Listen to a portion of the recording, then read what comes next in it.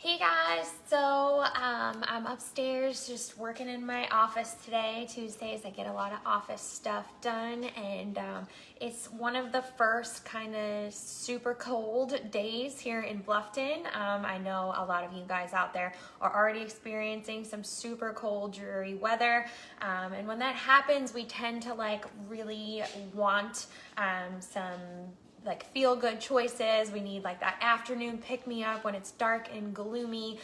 We're not drinking enough water because it's freezing, so you just want another cup of coffee in the afternoon to try to get through the rest of the day. So I wanted to share with you guys one tip that I use all the time for that afternoon pick me up. It's like that sweet treat, tastes like something good you get at Starbucks or Dunkin' Donuts.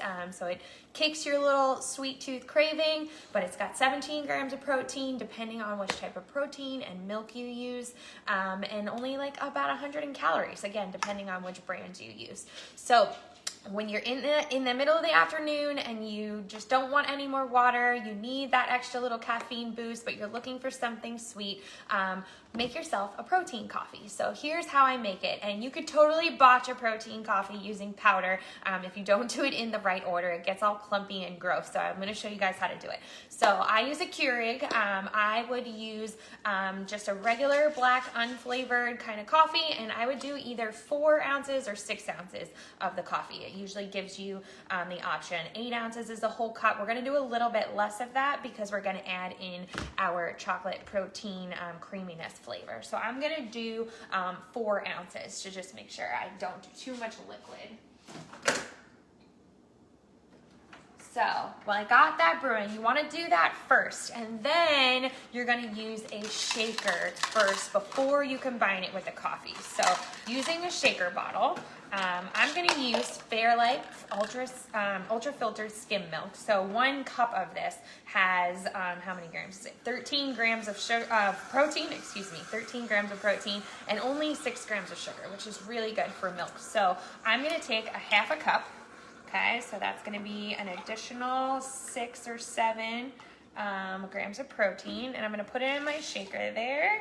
Okay, so there's a good source of my protein, but it's going to make that coffee creamy.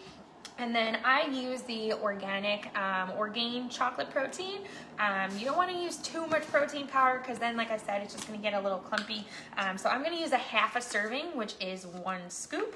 So I'm going to take 1 scoop of my chocolate protein powder, and I am going to first shake it up, okay? So that's the key to making your protein coffee. Make sure you blend the powder before you put it in the hot coffee. Otherwise, it's going to clump it up and it's going to be gross, okay? So shake that up real good, and then I have my 4 ounces of my regular black coffee, and I am going to take this in the shaker. We're going to pour it in so it's super creamy and chocolatey. It's a little bit thick, so it's kind of almost frothy. And then just mix it up with that coffee. And for some of you that don't like your coffee too hot, you can usually just drink it just like this. If not, I usually like to put it in the microwave together like this in the cup for about 30 more seconds because I like mine piping hot, especially when I'm freezing. Right now my hands are pretty cold.